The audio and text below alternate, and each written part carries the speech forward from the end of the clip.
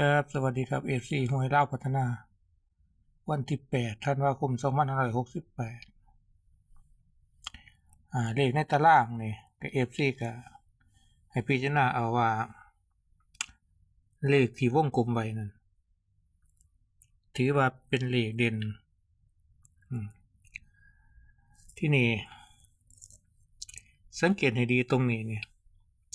เลขที่เป็นถ่าย2ถ่าย4ถ่าย7ถ่ายเก่านี่ให้สังเกตให้ดีว่าสามารถออกได้ให้กันบ่ได้วงกลมแต่ว่ามันมีขีดเดียวนี่09192394 0717273734704142นี่ออกได้เพราะว่ามันมีขีดเดียวแต่ว่าถ่ายมันนี่ก็คือมันมี2มี4มีเจ็ดมีเก้าเพราะว่าเลขงวดนี่ถ่ายต้องเป็น2 4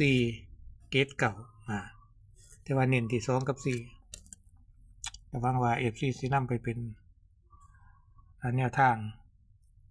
ในการเสี่ยงดวงหวยลาวพัฒนามื้อนี้